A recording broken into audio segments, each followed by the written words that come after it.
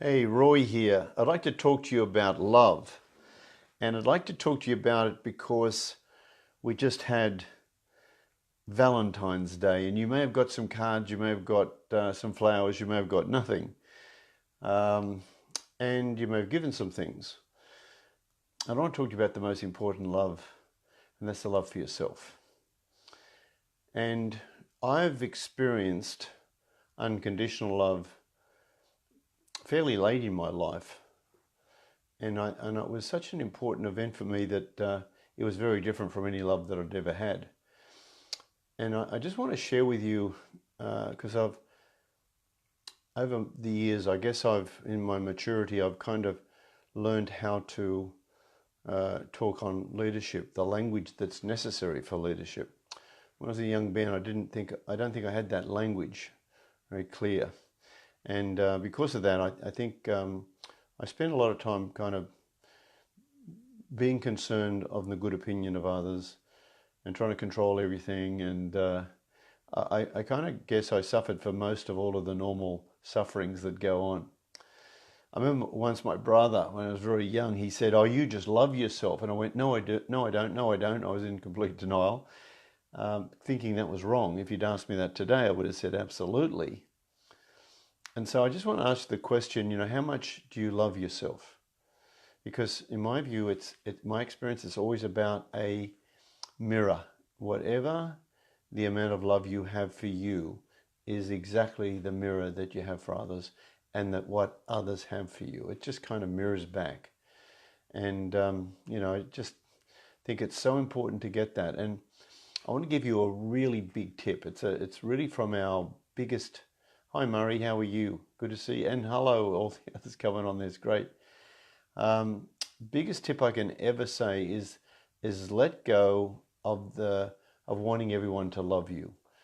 I think that's one of the biggest failings that we have, and particularly social media today. We're always worried about that, and there's terrible things going on with social media. This whole thing around people, wanting to be loved. And Murray's coming to this program. He says, see us on the 6th there. We have a leadership program. We're going to cover a lot of this. Hey, Fiona. This is really about your life and how you lead yourself. And I'm going to really cover some of the most important things, some of the core fundamental issues. Like, for instance, there's 3 core deals for fire. There's oxygen, fuel, and heat. And if you've got those, you get fire. There are 3 absolute primary foundations for life, and they're fundamental. And if you don't have them, no wonder fulfillment isn't showing up. I'm also going to cover the 4 cornerstones.